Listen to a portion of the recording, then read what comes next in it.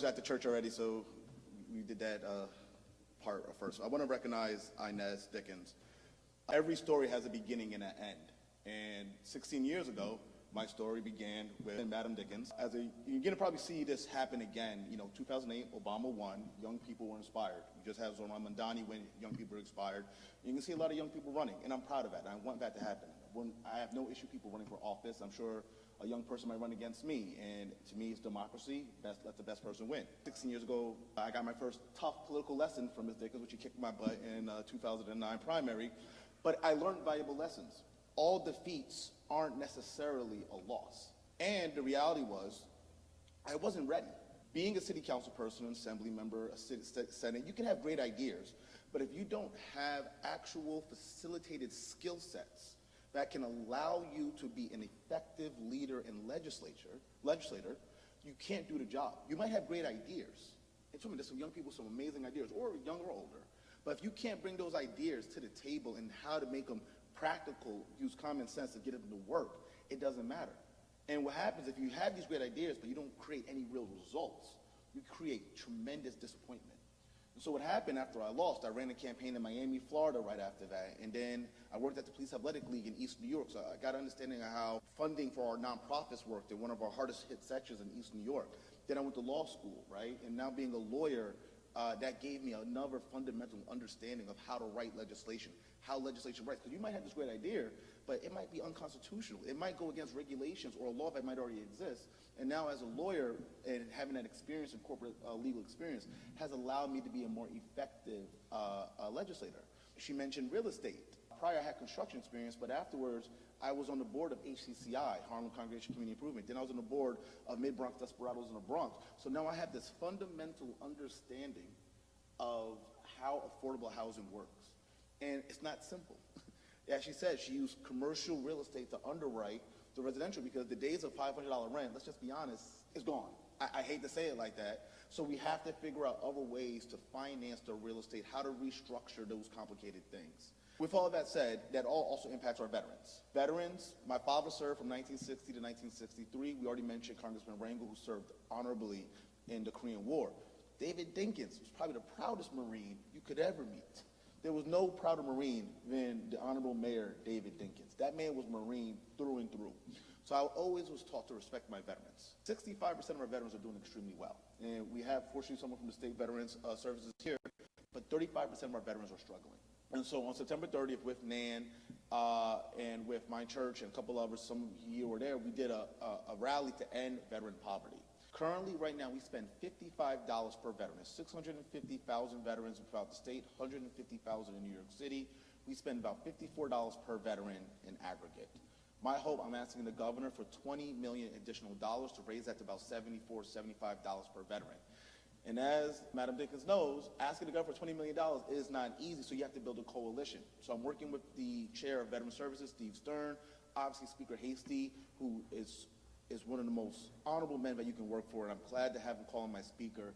And we're working towards those things, because a lot of those veterans, it's not about black or white or Latino, but I believe if you serve this country, if you put everything on the line for this country, there's 4 things you deserve. You deserve dignity first and foremost. You deserve an affordable place to live. You afford a job or the ability to have a job or education opportunities. And most importantly, you have the right to live the rest of your life with dignity. And every veteran who served our country deserves that. And that's what I'm going to fight for. Now, in talking to civic engagement, when I want these young people to vote and young people to be engaged, I want them to realize every time they don't vote, I tell them it costs us about $10,000. Because it's a very simple equation. Right now, Brooklyn, I represent the Bronx. Right now, we have the lowest voting per capita. Brooklyn and Manhattan are 1 and 2, neck and neck. Brooklyn, if you look at how Zoran won, Brooklyn really brought it, you know what I mean? They just voted at a number. So let's say I'm Governor Landon Dais, right? And I want to win, or I'm trying to focus on where I'm gonna put money. I'm gonna look at the districts that have the most votes, and I'm gonna put more resources in those areas. So by us not voting and not be engaging, even though we don't think it matters because it impacts our fiscal impact. If we get more votes out of Harlem and the Bronx and the black sectors, they have to focus on this, because anybody running for mayor, citywide, statewide, has to put more focus on those districts. Go to the Upper West Side. They get everything they want, because why? The Upper West Side is the highest voting section in the country, not New York. the country. That's why the Upper West Side gets one. Lower Brooklyn right now is getting something similar.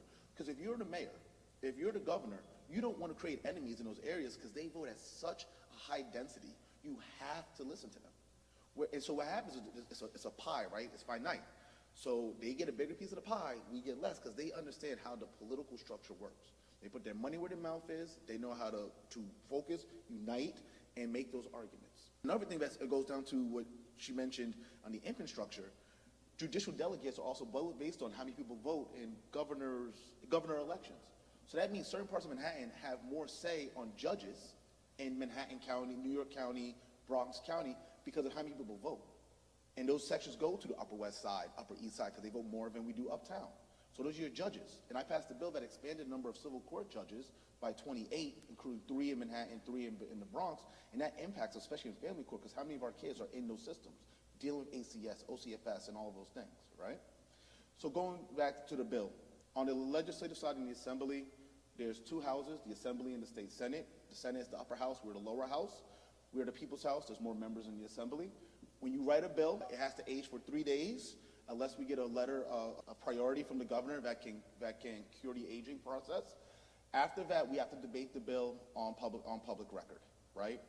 At that point, the Assembly can vote for a bill, and then the Senate. Sometimes the Senate bill, if it's not same as, they can be 2 separate bills, and then we try to bring them together to become one bill, right? Then the governor has to sign it. However, the governor can veto it, or there's something called charter amendments, which happens a lot. So you can think you have this great bill that you both signed together, we won, we did all of this, and then the governor's like, there's some changes I want to make. And then suddenly in January, when we go back to session in January, there's some bills that we passed and we thought we had an agreement on, but the governor's going to ask for charter amendments, and or she'll veto it, right? On the flip side, if she does vote for it, then that can become law, and then sometimes if it has regulations, it will have an effective date. That date will say when the bill comes into effect, and sometimes what you have is called promulgation of regulations. So, for example, I worked on the legalization of cannabis, right? You might have a law that passes, but then within that law you have regulations, which we have a body, right? So she works for the Department of Veteran Affairs. If I have a bill that might impact their regulations, they would have to do regulations, and then there's a public period on the regulations, and where you will get to testify and talk about the regulations to make recommendations, and then through those recommendations, the regulations will be promulgated.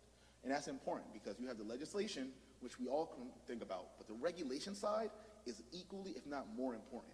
Because that's where the devil's in the details, as they say, right? That's where they can make some subtle changes, because like advocates will come up and we'll get the legislation done, but that's where the lobbyists make their money, is in the regulations, because they make these little small changes and you have no idea how it can impact the law. So one thing I want people to understand is that this job is not easy. When you elect someone to this position, I do something really crazy apparently. I read every bill that comes to my desk that I'm asked to vote on and co-sponsor. And sometimes I'm up to 2 o'clock in the morning. A lot of people don't do that, and I'll be honest, in our chambers, I do. Because I don't want to be caught saying, Landon, you voted for this bill, but did you see what happened on page 35, line 17, part B? Why did you vote for this? I'm not going to be caught lacking, as the kids would say. And so I do take this job extremely seriously. Sorry if I talked way too long. The last thing I'll talk about too, I'm pounding the table on census. It's coming up in 2030. You saw Trump is trying to do redistricting. They understand that the power is in Congress and in the judicial branches. We need to make sure we focus on the census in 2030, just like voting. Our civic engagement is a building-to-building, block-to-block necessity. We have to work together and realize if we do those things, we can protect Harlem. We can protect our veterans. We can protect deed theft, which I worked on, and making sure that black and brown homes aren't stolen. We can do the things that makes us sure that we have the proper representation. And if we do that together, we can get the things that we need done in our community. So again, my name is Landon Dais. I'm the Assembly member of the 7-7. Thank you, Convent Baptist Church. Communication is key. So I paid for social media advertising, and that's part of civic engagement, is understanding where to reach people where they're at. Something that Zoran did at a new level, I'm what's called a triple prime voter. Anyone know what a triple prime voter is?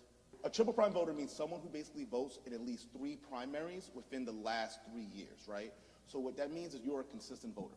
So when I look at you ever notice that some people get text messages and emails from elected officials a lot more than someone else?